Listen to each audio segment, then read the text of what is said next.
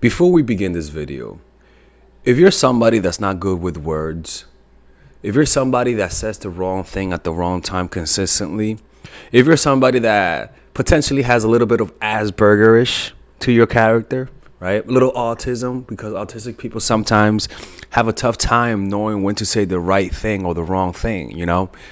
If you're somebody that just isn't good with using your words, my recommendation wouldn't be to use like everything that I say here. My recommendation would be to just shut up. Just be quiet and let your silence create the mystery for you, right? Because sometimes not everything is for everybody. With that being said, let's begin this. So how do we use words to play with a woman's mind? That's a topic that we're going to be talking about today. By the way, if you guys want to work with me one-on-one, get some coaching, tell me a situation that you're going through and you want to get my advice on it, on how to fix a dating issue that you have, click on the description down below where it says work with me one-on-one. You could book a call with me today. You guys have to understand is that compared to men, women have a deeper need to believe in words and to what people say. They have a more of a capacity to believe in multiple things than men do for some reason. And the reason why I say that is because 70% of cult members are women. Most people who follow zodiac signs are women. Women are more prone to believe and to buy into spiritual lures, those types of things. All right. So it's actually their main weakness is their ears. Men's weakness is their eye. You tell a woman exactly what she needs to hear, and you have her heart. So we're going to be talking about, one, the origins of the power of words on our minds. Two, how to use the origin and then the how. And then after that, we're going to have a reversal where when not to use this. All right. Like I said earlier, remember one example that I made was that if you're not good with words, then it's better off to not say nothing and let that create your mystery. So that's the structure of this video today. All right. So look, essentially, what you guys have to understand is words are used to stimulate your fantasies. All right. That's pretty much the whole point of using words. Why? Because before words, humans had to focus deeper to communicate with each other. Right? Because words allow you to just not really pay much attention. But before we had the ability to use words, we had to notice and focus on people's nonverbal a lot deeper. And that takes up more brain energy. But now, in the society that we live in today, we don't have to use too much energy to communicate. Because we have other means. We have our fingers. We could text. We can make videos. We don't have to really pay attention. We don't have to really use extreme nonverbal communication to express how we feel. Because humans and the human brain likes to save energy. So rather than observing the nonverbal, which takes up a lot of energy, you become efficient over time. It's easier to focus on words and then to notice deeper things like actions and nonverbals. It's easier to focus on words and then use those words to begin to have an active imagination. So what is the source of this focus on words? Where does that come from? You see, we use words to express our ideas. That's how we commonly use words. We use it the wrong way for the most part. We can't use the same words we use in normal life amongst each other. And we can't use the same words in seduction. They just don't go together. In real life, you learn to communicate in literal ways. In seduction, we use words differently, right? Because the key to the way that we use words differently is not that we say something different or that we speak differently. We just have a different perspective on the usefulness of words per se, right? Because it's not what you say, it's what you don't say as well. You see, you want to see words as music, right? And music and noise. There is music and then there is noise.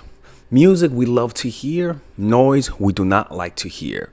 And the difference between music and noise when it comes to speaking is that a seducer uses words that please, uses words to make people happy and hopeful. They don't use words to debate or to argue or anything like that, or to make people defensive, right?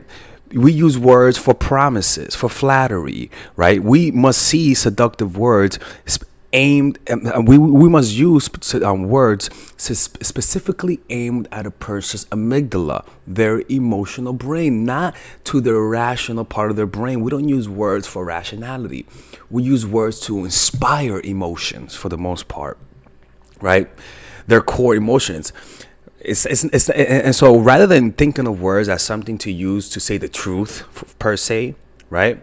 We want to use words to intoxicate, to confuse, right? To lure, to seduce, to root out reason and introduce the irrational. Because then when you do that, that's when you get their attention. That's when people begin to focus on you and to fall in love with you as a leader or as a partner. So that's what we want to do. We want to introduce them to the irrational. So how do words affect the mind, right? How is it that words affect the mind? You see, words paint an image. You think of words as like a paintbrush, and the mind as the canvas, right? We use words to control people's imagination. Humans have a deep sense of to believe as children, right? And they seek believing in something, anything. Why? Because we have our frontal cortex that has believed in something for hundreds of thousands of years. You see, animals don't believe in don't have a need to believe. But because we have our frontal cortex, which pretty much functions in creating fiction, what doesn't exist, religion, thinking of inventions, thinking of going places you've never been before, imagining things you never imagined. That is what makes our minds so unique, right? And so we have had this hardware for hundreds of thousands of years. And so evolutionarily speaking, even though it hasn't been that much, we have a deep sense to believe in something because of that, for the most part, because that's the only part of our brain that believes in something that doesn't exist, right? Let me give you an example of this deep need to believe in something, and how it is a human weakness which we could use to capitalize on our victims per se, which we will talk about how to use it, right? This is just an introduction. Imagine a dad telling his son a promise and looking at his son deep in the eye and saying, hey, little Tyrone, I'm kidding, little Timmy, I promise I'll be back from the grocery store later on, okay? And little Timmy's like, okay, Dad, I'll wait for you here. And he's like, yeah, turn around and don't look back. I'll be back. All right. What happens is that child he believes that promise. If you imagine being a kid and seeing your dad promising you something, right? That promise, he holds on to it. He practically immerses himself in that reality and holds on to those words. And as a result, that child will wait. That child will have almost like a form of self-discipline because there's a reward at the end of that tunnel. And so children have to have that belief in their parents. It's deeply ingrained to believe everything that their parents say because it's for their survival. And so people, whenever you promise them something, whenever you play on their imagination with words, they will regress as a child. They will be more compliant to you, and they will believe in it and imagine in what you're promising. And that's why we got to learn how to say the right things. So it's deeply ingrained in people. It's part of human nature, right? And so now that we understand that it comes from our childhood lack of dependency, or it comes from our insecurities to trust in someone, to believe in someone, or else we have the sensation that we'll die, we could then start to use words to create images. You see, words create images in people's mind, and what we imagine is what creates our expectations, right? And promises for good, because anytime somebody promises you anything, or anytime you expect something emotionally, you usually are imagining in your mind, right? Imagine I tell you, let's go to a party tomorrow. All of a sudden you're imagining being in the party. And then I tell you, never mind, we're not going to go to the party. All of a sudden you're mad that this image is not going to happen because there was emotions linked to the image. In fact, depending on how intense the emotion is, how intense that vivid vision is in your mind. And why is that? Because emotions are linked, because imagination is linked to emotion. Emotions is what makes people move. In fact, emotions are impulses to act based on what life throws at you. The Latin word for emotion means to move, essentially, right? Emotions come from yeah, exactly, right? Our emotional self, which is our the part of our limbic system, our amygdala, is our irrational self. And that part of ourself is extremely pleasurable because it reverts us back to our ancient roots. It reverts us back to our childhood, right? Children are the most animalistic versions of humans. Adult humans are pretty much domesticated humans who have learned to disguise their animal nature to fit in. So this irrational self, which is so addictive, and anybody who brings out the irrational self, we will follow. It comes out in different ways. It comes out in groups, activities. It comes out through drugs, and it comes through a belief system. These three things bring out the irrational. Get that part out of them, and they will yearn to let go of the adult exterior. So let's talk about, now that we understand the root of and why words have such an impact on active imagination and our emotion, and how words affect how we believe and who we follow, who we fall in love with, right? And how it's part of our DNA to believe in words. Let's talk about how to use words to control a person. So, if you want to learn about the strategy, we're not done yet, but if you want to learn about this type of strategy, you could check out my course, Dark Game. It's a course that I have for guys who want to learn the strategies of how to meet and attract women. In this course, I pretty much teach you everything you need to know about attracting women, how to approach women in the streets, how to attract women in your school, how to attract women in your job, how to be more attractive, verbal game, strategies about how to talk to women to get them to like you. I teach everything that I know in this course, and it's only $99, okay? And if you don't like it, you could just ask for your money back. I've never said no to, I never rejected anybody's money back guarantee, okay? So click on the description down below to purchase it, or I'm closing the channel. So let's talk about the how to use words to play with a man's mind. Before anything, okay, remember, words are not meant for truth. Words are meant to confuse, to lure, to seduce, to stimulate, to frustrate, all right? Understand that. Now, we're not lying to people about cheating, about being single and stuff like that. That's not what we're lying about. What we're doing, we're pretty much setting the table to say anything that we want without coming across as needy. That's very important. So make sure that you declare that you're not looking for something too serious. Cloak your action and veil in mystery. Remember, the keys to confusion. The reason why is this. Imagine that a guy tells you he's not looking for a relationship. Or vice versa, a woman telling you that, right? And then they give you a flower. What's that going to do to you? What are you going to say? What does this mean? Okay, you're gonna take it almost like a friendly gesture, but you're also gonna say, what does this mean? As opposed to, imagine he gives you a flower, and in the past this person told you that they like you, and then they give you a flower. What are you gonna know? You're gonna know what that means. You're gonna say, oh, this person really likes me. But when you say you're not looking for nothing serious, or even has expressed that you're leaving in a week or so, as an example, and they give you a flower, you're gonna wonder what is that. You're gonna look deeper into that. That's the point of saying this. It's not to make people think that you don't want them. It's pretty much to allow them to feel that confusion, to allow them to feel that irrationality. It is pleasurable, people. You guys have to understand that. And so that's why I never want you to declare your feelings early on. It's irritating, and it's a sign of insecurity. And you're pretty much popping a bubble. You're being selfish. You just want to say what the hell is in your mind. That's all you really want to do.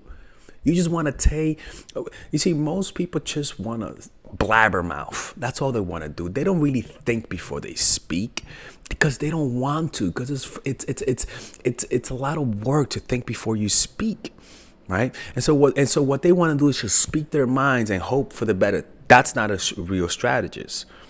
Right? In the early stages of seduction, what you want to do is keep your words as simple as possible. Keep your words simple. Stay short and succinct. They'll tune out the banal words and begin to fantasize about you. Keep it as simple as possible. By keeping things simple and friendly, you learn valuable information about them. Don't talk about deep topics like sex or nothing like that. Just keep it like a casual, friendly conversation, right? Because when you keep things casual and you give the person a look as you're talking casual, it'll pop out like a sore thumb, right? It's almost like if you're talking about like as an example, let's say you're an accountant and you're like, yeah, I'm an accountant, and yeah, it's it's boring work, but I do like it, because it allows me to do anything that I want, right? Keeping things simple, but then sometimes giving them a certain look from time to time. I know that was a cycle look. Is what makes them. It makes people wonder and say, what was that look about? That's what you want, right? You're using words, keeping it simple, but with looks, you're keeping it intense, right? That's an example of that. They think, and also by keeping things simple, letting the person talk about their lives, and not you talking too much. What you could do is that you get them to reveal things about themselves, right? Let me read the notes because I have a lot of notes that I need to get through. They reveal their weaknesses, their childhood yearnings. Secondly, by keeping it simple, they get to spend time with you and get comfortable. They think you like them. That's why I prefer going the friend route at first, for the most part, even though some guys might not agree with me. And the reason why is because when you make them friends first, it doesn't really pop the bubble. Right? If you treat them as a friend, even though they like you and they like you, you're putting them almost like in a torture chamber, in a good way, people. It's a good kind of suffering, the good type of pain, right? You put them there and it's almost like they love the pain. It's like, oh my God, I cannot wait. Does he like me? Does he not like me? Does she like me? Does she not like me? What does that look? What does that mean? And they go home and they're ruminating on what you said. Everything is intense when you put them in that zone, friend zone, I guess, right? They think you like them for who they are, and then one day you give them an offhand comment. An offhand comment could be that you say, "Oh my God, me and you will be perfect for a relationship, but we're too different." Anyways, and you just change the topic, right? That's an offhand comment. You guys were polite. You guys had a friendly banter. This person thinks you just want to be friends, and you're like, "Man, I like this person." Like that they like you. Right? And so you give the impression that you guys are friendly. And then one day you say a comment, "Oh my God, me and you will make some really good looking kids." And then you change the topic, almost like you're complimenting that you guys are good looking. You're like, "Man, we're both pretty good looking." Anyways, and then you just change the topic, right? Or saying something like that, "Oh, me and you would never work out." And then just change the topic, right? You could be playful, like saying, look at them fighting, man. It'll be like us. Me and you would never work out. We'll be fighting the whole time, right? And then you change the topic, right? That offhand comment makes them say, what? Like, is he seeing me like that? Is this person seeing me like they like me? Like, what does that mean, right? That's the power of words right there. Other things that you could do while you're getting to know them is befriend their friends and say good things about your target behind their back so that they can hear about that from them, right? It's almost like you say, "Oh yeah, this person that I'm seeing," like let's just say you're talking to fucking fulana de tal, right? And then you're like, "Oh man, fulana de tal, yo, she is so interesting." And then what that friend would do naturally is relay it back to her, right? Now that would have a much better impact rather than you telling her how awesome she is. Hearing that you are talking good about her or him is a flattering type of thing, right? Or another example that you could use is at first, you see, when you're getting to know somebody, you have a lot of leeway to make mistakes, right? Because they don't know you yet. And some of the best things that you could do is broken promises at first. Now, not the type of broken promises that are too intense. Broken promises, because as children, everyone feels pain at somebody breaking the promise. Now, when it comes to relationships and to relationships, there's a certain pain that you feel when somebody breaks a promise, but there's also a certain sense of forgiveness that you feel obligated to do, especially at first, if you like them, right? So it could be that you say, "Oh yeah, let's say, I'll text you when you get home," as an example, and they don't text you when they and that person doesn't text you when they get home. It's a broken promises, but it's not so big that you could get mad that you could call them out on it, but it's still big enough for you to feel that pain, right? And that's the point. You want them to say, "Why didn't they text me back? They told me that they were going to text me. What's going on? Does this person not like me? Did I do something?" And all of a sudden, what they'll do is that sometimes they'll even text you because those words are ruminating inside of them. So what you could do is breaking promises, people. As fucked up as it is, and seeing the reaction will tell you a lot about how they feel about you. So that's one thing, right? So once you notice that this person likes you, you can say stuff like this, right? Don't include them in the future. I had a girl who was going to be a doctor, and she would talk about moving to California because she was going to be a doctor. And I lived in New York City. And every time she mentioned it, it hurt because I was like, "Bitch, don't you know I'm going to be here? What the fuck? Like, why are you so happy about going to California? What the fuck?" Right? That type of stuff. Talking about plans that doesn't include them in the future. Not saying I'm going to California and you're not going to be there. No, she's just going to be like, "Oh, I cannot wait to go to California. That's going to be so much fun." And I'm like, yeah, bitch. Hope you don't go. Hope you fail that test, right? Right? Don't include him in the future. Let him complain about it. And if he complains about it, you're like, "Oh, don't worry about it. We'll work it out." Talk about potential futures, right? And also talking about futures with him. Just say, "Oh, I cannot wait for us to go here, or we should do this, we should do that. We should visit this city. We should go to California. We should go on vacation. And you know what? I'm gonna take you on vacation." Stuff like that, right? Because then what you want to do is have moments where you don't include them in the future, and have moments where you include them in the future so that they can fantasize being with you. An example was like, I remember I was dating this girl. And I told her, "Oh yeah, we should go to New York City. No, we should go to Mexico one day." She was like, "Yeah, let's do that," right? And I didn't take her to Mexico. And she told me that she resented that. Right? And she told me that she kept thinking about that, and that she really hated the fact that I told her and that didn't follow through. Humans don't like broken promises once they know them. Once they know you for a while and they can expect and they feel like they can expect things from you, they don't like you breaking promises. And a lot of the times, even though they don't like you breaking promises, that don't mean they're gonna leave. They're not gonna leave, but they don't like the fact that you broke those promises. You want to use that to your advantage for the most part, because that frustration will not make them leave. That frustration will make them force you to keep your promises. So that means that they'll be following up, they'll be chasing you more, texting you more, thinking about you more, making sure that you don't fuck up next time because their ego is at stake. Flattery, right?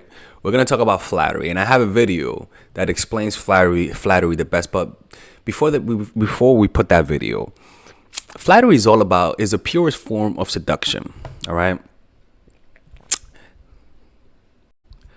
And the reason why flattery is a purest form of seduction is because it targets it's not said to them, is targeted for them. Flattery. It's specific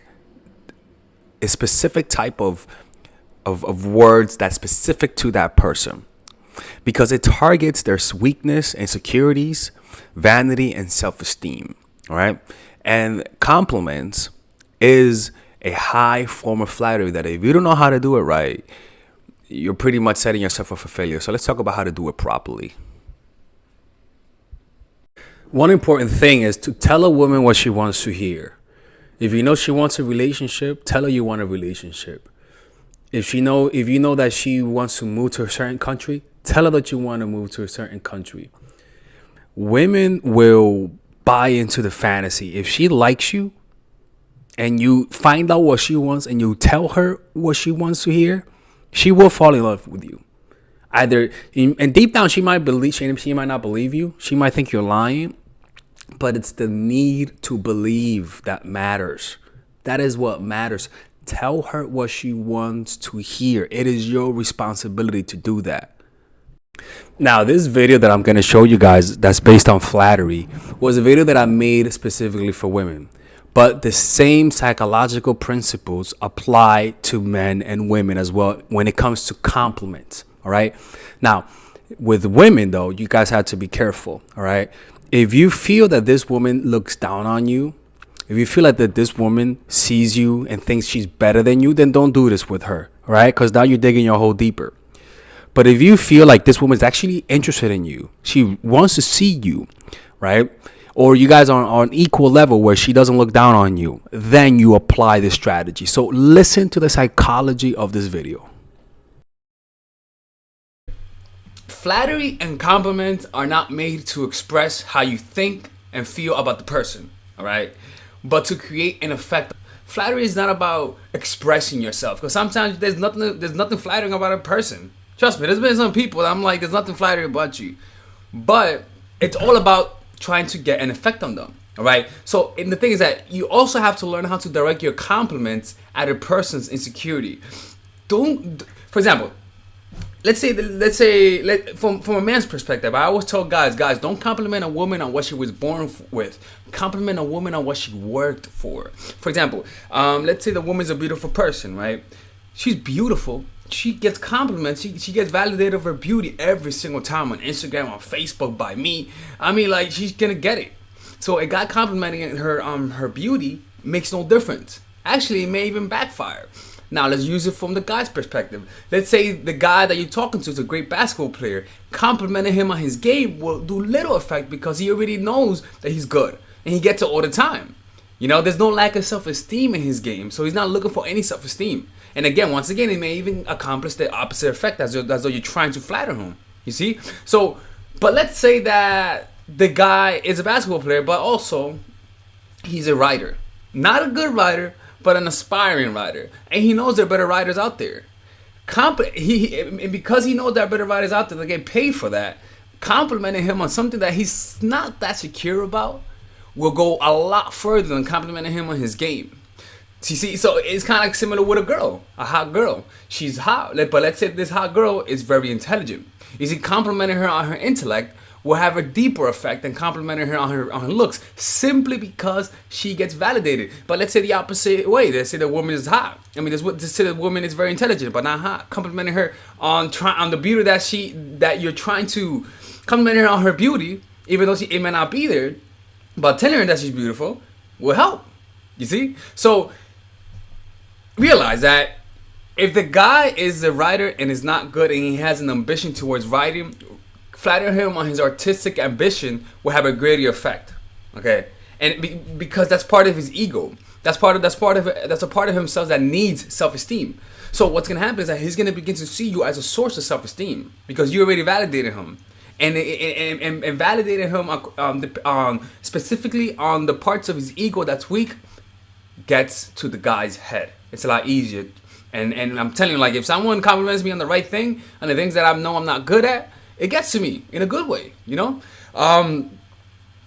Yeah, that's pretty much it. But the thing is that in order for that to work, it needs to be like surprise. Like, it needs to be spontaneous. It cannot be like, all right, let me make the flattery right now. You know what I'm saying? Like, it has to feel like as though it's a surprise. And it has to be something that nobody has thought of. So in a way, you have to be really be listening to the person. You have to be proactively looking for the things that they are insecure about. See? You have to be looking for that. Because if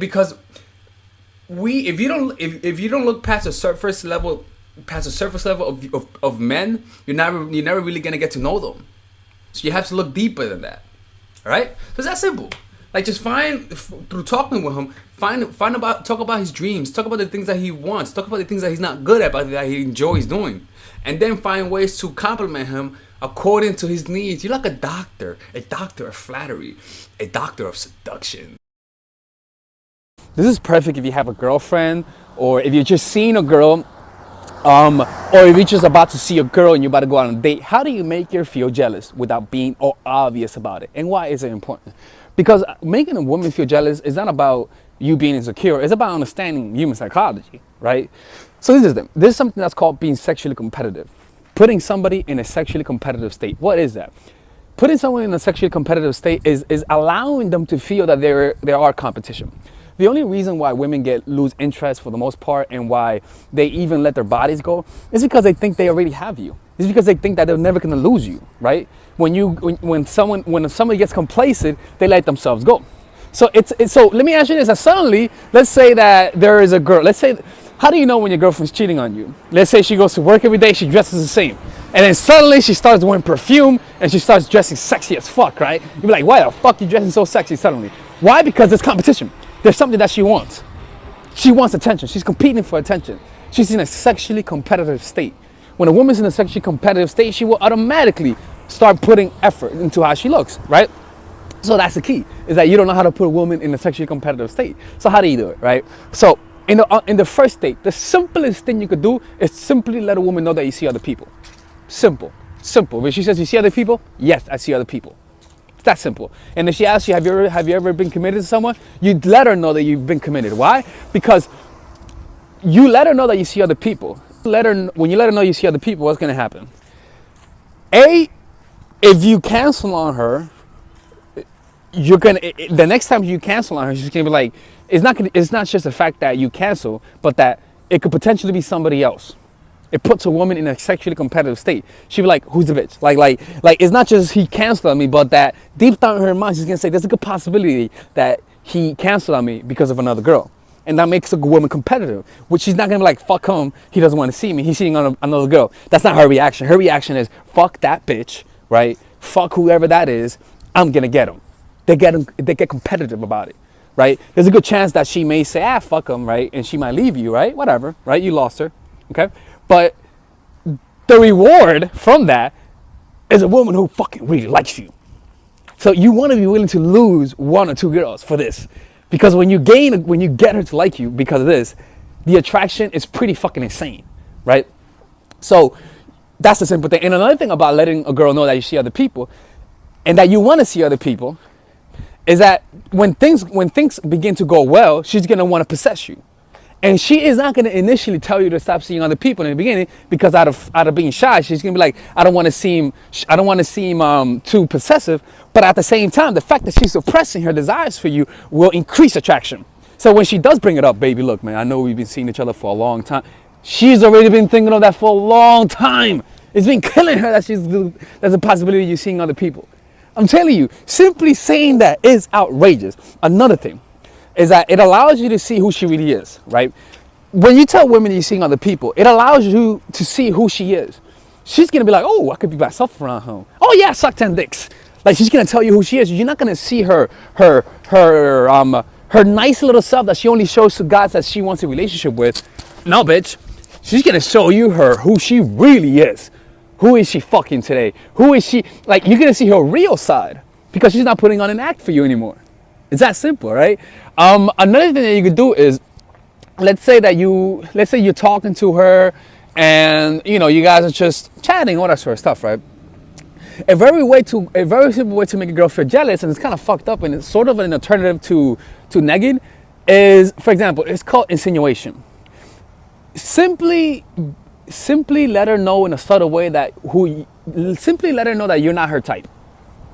That she's not your type. For example, rather than saying, you're not my type, or we will never get along, you'll be like, for example, like let's say she's a white girl, right? She's white and sexy. And let's say, so a simple way to do this is to have the like, for example, have the screensaver of a sexy black girl. I don't know, whichever black girl you find sexy, have a screensaver of it. And when you open the phone, let her see it. It's that simple. Like, just have a screensaver. Like, you're like, oh, let me check my phone. And she'll be like, oh, who's that? I'm like, oh, fuck. Oh, that's some black girl. I fucking love her. She's so sexy, right? I don't know. I just love black girls for some reason. Anyways, and change your topic. Just change the topic. Why? Because of this. You're not elaborating on it. Hey! You're not elaborating on it. You're not being obvious about it. You're even changing the fucking topic. And what's crazy about it, she is going to remember that. Trust me. And guess what? She's not going to remember it in that moment. She's going to remember it when she's maybe taking a shower. And it's not going to be, she's not going to remember it in a form of a thought. She's going to remember it in a form of an emotional response. She's going to be like, why do I feel insecure? And like it's going to be like, if she really looks for the source of her insecurity, she's going to notice it was that moment in time when you told her that you really like black girls, but that black girls are her type. She's not going to, that's the only way she's going to notice. But if she doesn't really look into it, she's just going to feel like she likes you. But in reality, is that you hurt her ego, and it's that she wants validation. You see what I'm saying? So that's very simple. What's gonna happen is that she may even start tanning. I swear to God, I'm not lying to you. She may even start tanning. She might even start, for example, if you let her know that she like you like girls that look like fucking Nicki Minaj, and she's white, she's gonna start doing squats. I'm telling you, when I say this to you, this shit will happen. Simply insinuating that your type looks the total opposite of how she looks will automatically make her jealous. And what's even worse, you can really add to the effect, get a couple black friends. Hang out with the types of people that are your type. For example, imagine if your girlfriend, if her type were black guys and all her friends were black and you're white. Of course you're gonna feel jealous, right? Of course you are. That's the key. Is that by saying that your type looks the total opposite of how she looks, she's gonna feel insecure, she's gonna feel jealous, and hopefully she's gonna look for your validation. Simple, straight to the point. It's just straight to the point, all right? Is when you're speaking to people, this is the most important part about this, is focusing on them when you're speaking to people. Learn to tell people what they want to hear. Learn to, when you're talking to people, find out, try to understand what would they want to hear. Try to understand what they believe in and say it back to them, especially in the beginning. And the reason why is this. I remember I was listening to a political debate, and they were talking about how male, what is a woman, right? As an example. And the debater who was pro-conservative, who was explaining that a woman is not just a human female. He was, at first, before disagreeing, he pretty much said everything that he agreed with on the other side. And he was like, of course, I mean, it's obvious that a woman is a female, blah, blah, blah, blah. And I'm like, yeah, exactly. This guy, even though he's on the other side, this guy understands the physiology of it. But then he was when we're talking about what a woman is, we're talking about more of a feeling. And we understand that it gets conflated and it seems like we're not into science, blah, blah, blah, blah. But the reason why I started agreeing with him, even though I realized I didn't agree with him like afterwards, but in the moment I agreed with him, the reason why was because he said things that I agree with from the start. From the start, he started saying things that I agree with, and then he slowly started saying things that I disagree with. And because I already had a momentum of agreeing with him, I sort of cloaked everything he said that I disagree with a little bit of more agreeableness, if that makes any sense. It's almost like the yes ladder, that if you get people to say yes a lot, they'll end up saying yes to something that they usually wouldn't say yes to because you have created compliance. It's the same thing. You create mental compliance. So you find out, what do they love to talk about? What are their belief system? And go in that direction. And with every person, you should have a completely different conversation. It should be completely different. You should be focusing on the completely different topics. Because if you know, one of the signs that you're self-consumed is if you keep talking about the same topics with with different people. That just means you're putting yourself in front before the other person. So you want to find out, what is the one thing that they talk about that they can't shut up about. Find that out. What is the one thing that they love the most that nobody shares with them? Find that out and talk about it. Where would they like to go? What makes them unique? What are their weaknesses? And also find out, when you're talking to people, find out the relationships between people. If they bring up their cousins, find out, do you get along with your cousins? If they bring up their best friends, find out, how do you get along with your best friends? Have you guys ever had a fight? Find out the relationships between his life. So if he talks about basketball, for me, and art, ask him, what do you like the most, art or basketball? And I'm like, interesting. Or if an example, if you ask me, what do you like to do? I like art, and you're like, oh, okay, so why did you get into art? I could promise you, I'm not even gonna ask, why aren't you talking about yourself? I'm gonna just keep fucking talking. Oh, I started doing art because I read a book about Leonardo da Vinci and blah blah blah. And then if you're smart, you're not gonna say, oh, I love art. If you're smart, you're gonna say, why Leonardo? Why not other artists? What makes him so unique? And I'm like, all right, I'll tell you why. Okay, Leonardo was just a fucking genius, man. That's what I like about him. Let me tell you how I got into him, and I'll keep talking.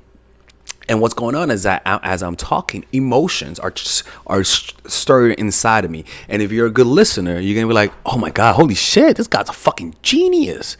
Can you tell me more about it? Oh my God, that's crazy. Show me some of his paintings. And I'm like, oh, okay, let me show you some of his. Let me show you. Look at this one, right? And you're like, oh, so what makes this different from any other artist in his time? And then I'll tell you his technique. And if you just keep focusing on me, I'm not gonna notice that you're not talking about yourself. I'm not gonna notice it. And the whole point of all of this is for me to leave like I'm the smartest person. A good listener leaves and the person feels like you were a smart person. A great listener, I leave and I feel like I'm the most interesting person. That's the goal. You don't want to disagree with me. You could disagree with me on little topics. Find out the little topics you could disagree on. But on the big topics, agree. Right? Just find a way to agree, or even agree, but then find, or even disagree, but then focus more on what you agree with. But the whole point is that you want to enter their world and find out what they like, what they don't like, the relationship, why they like this and not that. Like, find out relationships. So find out relationships. Do you get along with that person? Do you get along with that friend? Do you like him? How is him different from him? How are your best friends different? Blah, blah, blah, blah. All in casual conversation. But also find out what they about their past, their relationship with their parents, their relationship with their moms, dads, right? And as you're talking, make sure that you don't just focus on them. So, for example, if we were in the conversation about Da Vinci, and then you ask me about that, how I got into art, and you have nothing to say about art, you can say, oh wow, so you got into art because of Leonardo. That's pretty fucking cool. I got into science, or I got into dancing because of fucking Michael Jackson, right? Just like that, because I read his biography and I got inspired by it, you know. But it's the same thing. But I'm curious, how was your journey like? How did that progress? Did you go to a school to learn? Did you even started practicing? How was it? Right? And then I tell you how it went, blah, blah, blah, blah, blah, blah. After 2 minutes of talking, then you'd be like, oh, wow, that's kind of similar. Like, I started going to a school, you know? But then I started noticing there was a lot of competition, right? And so it's kind of like, it was really difficult. But what was, like, some of the challenges at school? Did you notice that there were people better than you? Like, how was that for you? Because that happened to me. And then I'll talk, right? What you want to do is that you kind of want to guess what topics will get them talking the most. That's where you pretty much want to go, and just go in that direction and just listen, right? When you make eye contact, look at them, but then every 5 seconds you look away, like quickly, just look away as they're talking. Interesting. Oh, right. And when they say something, if I say, yeah, Leonardo was just a crazy genius, and then you want to say what I said, but in your words, damn, I mean, this dude was an animal of a genius, man. I mean, I couldn't believe someone like that existed. What you want to do is guess, how do I feel about what I just said? And say, and in your mind, you want to be like, okay, so he said Leonardo was such a genius. What else might he think? Man, Leonardo, it's crazy. He just blew the competition. Like, how the hell was he able to just discover so many things? And then I'm like, that's exactly, and then I'll say, that's exactly what I say. It's kind of crazy. And then it's almost like you'll give me the sensation that you see the world the way I see it. And that sensation will create a connection. And if you just keep going deeper into that, my God, this person is going to feel so understood, so flattered, so like a star, that they're just going to want to see you again. Even if they don't find you attractive, the fact that you listen so fucking much, they want to see you again. So, now that we understand about what to say, let's talk about how not to use words. One, after you inflict pain. When you inflict pain, which we talk about how to inflict pain, go watch my video on how to inflict pain or anything that's pain related. In fact, let me show you why it's important to inflict pain. Let's talk about why pain. Like I said in the quote initially, the fear of loss is twice as powerful than the hope of gains. In other words, it's not just the fact that she loves you and that she's imagining a good future with you. You need the opposite. You need the other polarity. With the thought of being with you, she should also simultaneously feel what would it feel like if you weren't around. The pain we're referring to is a prelude to the inevitable. What could possibly happen? We all know things will not last forever. We all know we're going to die. But deep down, we repress that thought by focusing ourselves on distractions. what will allow us to enjoy life more, what will allow us to enjoy the songs of a bird, the smelling of the flower, is to ponder on the inevitable. What will allow a woman to appreciate you and to love you fully is for her to ponder on the inevitable, that one day you might not be there. It's like meditation on death. When you meditate on your common mortality, you essentially have a foretaste of death, a taste of what's to come. The pain that you inflict on women, which we're going to teach, is a foretaste of losing you. Or it also allows the loss of you to increase in your mind. It's almost like when a player retires in basketball, it's only when they retire that we begin to appreciate the player more, right? This is what happens when you fall in love with somebody, or when you love somebody the most intense, is when you're usually contemplating on their death or of them leaving you. You will never love your parents more until they're about to die. That's when you feel that intensity more. So if you could bring upon her your potential mortality in terms of the relationship and keep it in her mind, she will create that polarity where she's thinking about the beautiful future, but also the possible nightmarish future of you leaving him. And that conflict, that friction creates sparks. That's literally physics also, right? That is literally physics. It's like in physics you need you need negative electrons and positive electrons. I believe so, right? If I did my homework right. Because those polarities create an electrical charge. Too much of the same thing, which is too much positive charge or too much negative charge, pretty much repel each other. They repel each other, right? Too much positivity, too much love, or too much negativity, too much pain will make the person run away from you. So you need to make sure that she believes that there's a future with you, but also believe that it could potentially not happen. This is a pendulum. A pendulum continually goes up and down, left and right. It's not just one side. You must balance it with love and hope. So if you're going to be applying these types of pain, you got to make sure that you're nice to the person. You got to make sure that you treat them well. All right? Because too much positivity repels and too much negativity repels as well. So yeah, now that we understand why pain, because pain is what pretty much bonds you with somebody. Pain is what pretty much keeps them in your mind, right? It's like you have a good child and a bad child. The good child never makes you worry. The bad child makes you worry sometimes. Which one do you think about most? You think about your bad child because they worry you. The possibility of negative things happening will always be in your attention a lot more than the possibility of pleasure. Why? Because our ancestors had to focus more on threats than on fruits. Our ancestors had if there was a lion and then there was a piece of meat right next to the lion, our ancestors would say, "Fuck that piece of meat. I'm getting away from this lion. I'm making sure that you don't hurt me." You will be more in people's minds if you are able to inflict this type of pain, right? So who this does not work on, because this pain works, but it works on certain people. Women who don't like you or who are not chasing you.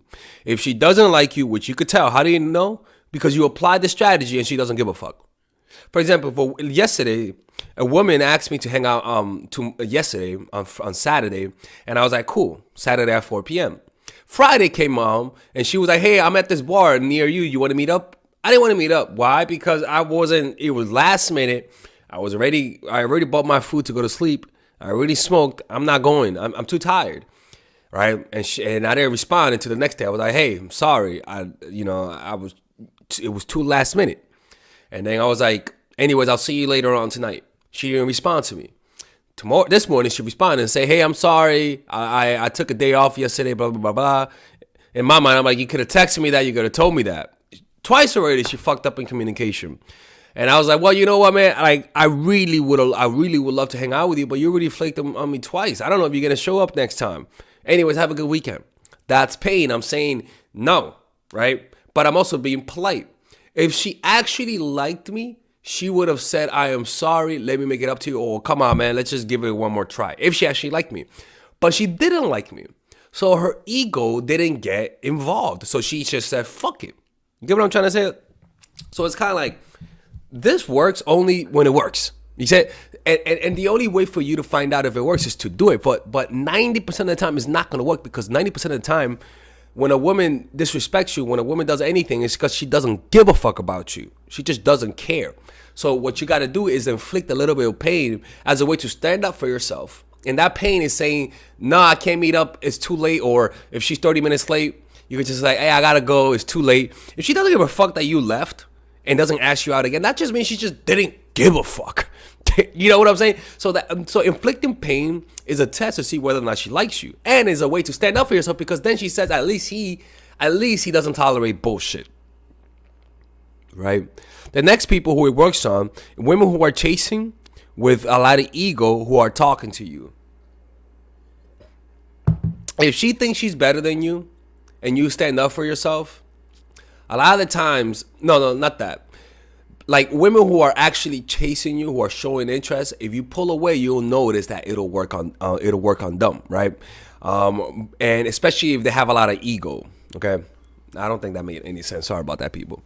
So how do you inflict healthy pain? One, let's get the basics down. The things that I talk about the most. One, see them once a week in the first 2 or 3 months. Just see them once a week, because they want to see you more. You see what I'm saying? So you don't give them too much access to you. Develop the texting pattern of the first text of the day that she sends you. You take 2 to 3 hours to respond to the first text of the day. From time to time, you respond fast. Once out of every 4 times, if she texts you in the morning, you respond fast. But the other times, you take a while, 2 to 3 hours to respond. You vary it so that she doesn't think that there's a pattern. And then once she responds to you, you respond to her 3 times, taking between 5 to 20 minutes in between responses. After the 3rd time of responding, you go back to responding every 2 to 3. You go back to after you respond to her 3 times, you go back and message her and take around 2 to 3 hours to respond. And sometimes you take 6 hours, right? You see what I'm saying? You vary it. So one day, she texts you text her in the morning, right? No, she texts you in the morning. And then 4 hours later, you respond. You go back and forth with her 3 times, and then you message her 6 hours later, right? But then the next time, after the 3 times of texting, you don't message her 6 hours. You don't respond to her 6 hours later. You respond to her 2 hours later. You see what I'm saying? She cannot be like, oh wow, every single time he texts me 2 to 3 times. He always takes 6 hours. He must be playing a game. You don't want that, okay? So that's a texting pattern. And being sporadic with your scheduling. That means that once out of every 4 or 5 times, you cancel a date with a valid excuse. Always blame your work, blame your school, blame your energy level. Say that you feel sick, say this or that. The point is that you want her to feel a little bit of disappointment sometimes. You want her to feel impatient. Why? Because by human nature, humans are naturally impatient creatures. The next thing is sweet nothings that comes with contradictory behavior. Talk about the future. Talk about how you guys should go here. Talk about how you should take you to that vacation. Talk about how you have a surprise for her. Talk about how you miss her. But make sure that your actions don't show those words. So if you disappear on her for 6 days, and then you come back and say, hey, baby, I miss you. Those are sweet nothings. Those are words that are not backed up by action. You see what I'm saying? So it's kind of like you say positive things with your words. You say how much you like her. You say how you see a future with her. But then your actions say that you see her as a friend with benefits. Sweet nothings are there to distract her from your cold behavior. So you might cancel on her from time to time. You might be late to the dates, right? You might act cold in person, but with your words over text, you're more hopeful, you're more positive, right? Random client. Why is this client calling me? Okay, you're more positive. People should not be calling me at this time. Right? So that's one thing, right? Sweet nothings. The next thing that you could do is insinuation. The art of insinuation. Talking about the insinuation is a diabolical strategy where you insinuate something and then instantly change the topic. So, for example, it could be that an example with a dude, it could be that you have a white dude who's skinny, and you're dating a white dude who's skinny, right? As a woman. And then you say, oh, wow, I love the way The Rock looks. He's actually one of my favorite athletes. And then you change the topic. You change the topic. You make sure that the guy does not say, what do you mean he's your favorite athlete? Oh, why? Because he's big and black and I'm not big and black. You change the topic. Why? Because then by changing the topic, you allow that to get in his subconscious. And one day he's taking a shower and then he says, I want to go to the gym. Or he begins to get jealous or even hate big black dudes because he threatens his girl, right? And that actually makes him like her more because he feels like he's behind the ball. That's the art of insinuation. You say a comment that this person doesn't have. So if this girl is poor and not ambitious, you talk about how you love fucking, I don't know who's the fucking, let's just say you love Marie Curie. No, and make sure they're alive. Let's just say you love, who's a famous woman who works hard. You know, you love some random fucking girl who's successful and works hard. Or maybe she's white and skinny. You say, oh man, I love Doja Cat. She's one of my favorite ones. I idolize her, and she's cute too, right? And you change the topic. Make sure that she doesn't say, what are you talking about? What do you mean by that? Make sure that she doesn't do that. Because then it'll get in her unconscious, right? What you'll notice is that she'll actually all of a sudden be more attracted to you because she feels like she's not your type. She's not a 10 in your eyes. The next thing is saying good things about your ex. This is evil, but it's true, right? Saying good things about your ex. Literally, just saying good things about your ex, right? Or saying how she broke your heart, right? All of those things makes her compare herself to your ex, which is good. Having female friends or exes that are friends. That's a big one as well. Taking disrespect as a time to pull away. If she disrespects you any way, shape, or form, if she is always late to texting, or if she does anything that you deem disrespectful, you call her out on it. You say, look, man, I don't like that you were 30 minutes late on the date, so I left. She's like, but why did you leave? I'm like, look, man, I value my time too. I don't think you value my time, man. I don't like that kind of stuff. I treat you with respect, so I don't understand why you can't do the same for me, right? Finding moments of disrespect and pulling away and getting colder. And then you act a little cold. What you'll notice is that if she likes you, she's not going to say, stop being a little bitch, nigga. No, she's going to be like, oh, I'm sorry. What can I make it up to you? Blah, blah, blah. And you'll notice that she might cook you your favorite dinner. She might do things for you, right? She'll be extra sweet, which is a sign that it's affecting her. The next thing is not calling her after sex or if you just met the girl, right, as an example, right, and you just initially met her, after sex, just don't call her. You know, just don't call her after sex. Women don't like that. Call her a week later. And number 8, what you could do is just act cold. One day you meet her and you just don't want to have sex. You're a little bit distant. And she'll be like, what's wrong with you? Are you okay? You're like, I'm good. I just want my distance today, man. I'm tired. I had a long day, right? You just make her feel like, wow, he doesn't even want to touch me. What's going on? And then the next day, you're more physical. You're more there. You're more aware. You actually say, sorry, sometimes I act a little weird, right? Those polarities, that kind of pain makes a woman fall in love with you a lot of the times. This only works when a woman has the capacity to love you. If deep down she will never love you, this will never happen, right? But what this does is that it speeds up the process. You see what I'm saying? Mm-hmm.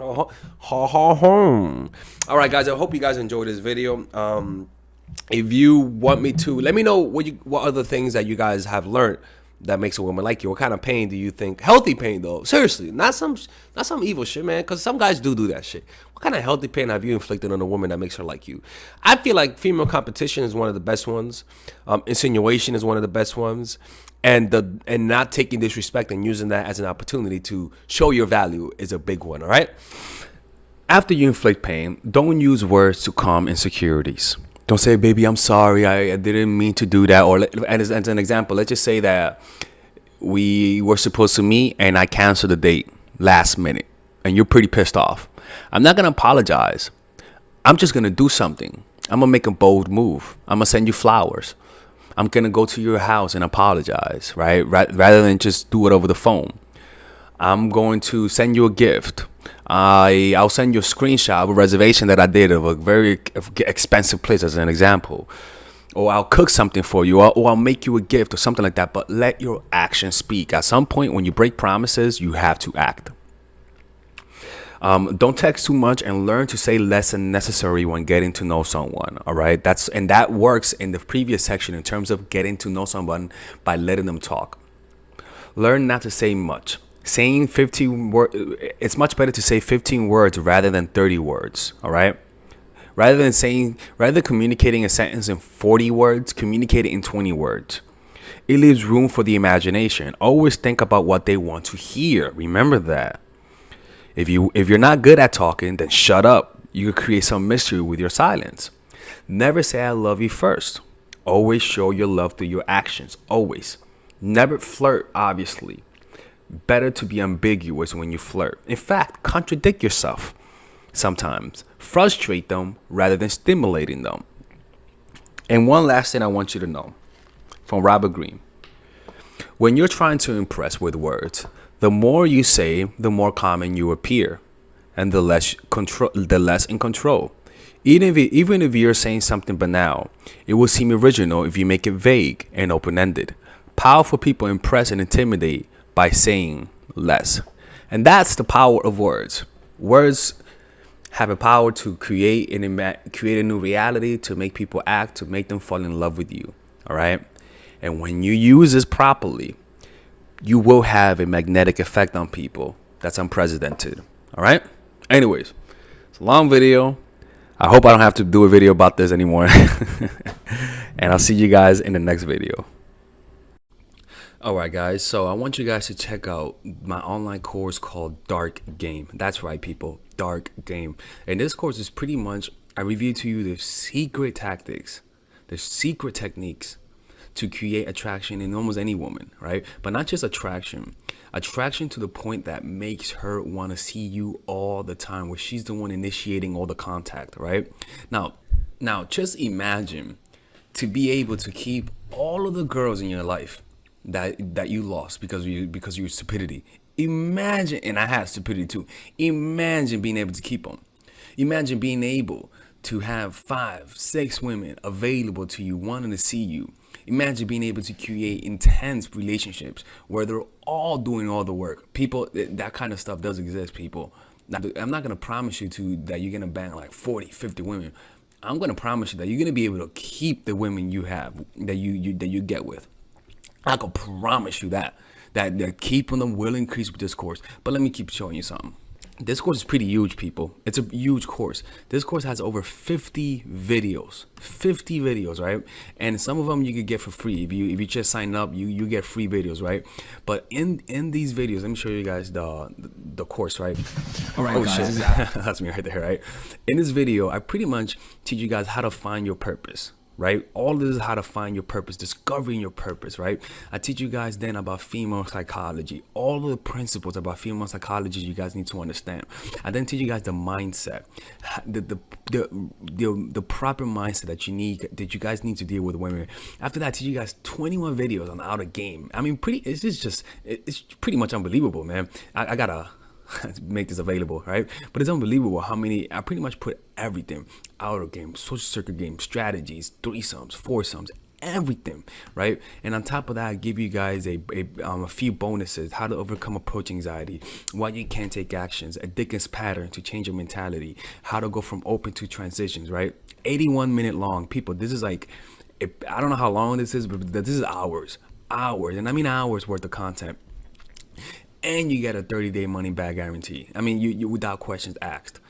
All for $99, people. People, this could be around a few thousands, to be honest with you, right? But you guys get it for $99, right? All you gotta do is just go over here, purchase the course, and you'll get access to it. And if you don't like it, you could just message me and get your money back, people. Look, man, don't be hard-headed, people. Don't be hard-headed. This is the course that you guys need, right? It gives you guys everything. I cover everything. I could promise you, man, you're not gonna get a more in-depth course on how to attract women and keep them more than this. All right. Anyways, people, check it out. 30-day money back guarantee. There is no risk, and you can get the free course. You can get the free trial. The free trial are these videos that you get for free, right? You guys could just sign up. You can watch all of these videos for free, right? And you don't have to pay. All right. Anyways, I'll see you guys inside. I want to see you guys inside because again, people, you can't lose nothing. There's a 30-day money back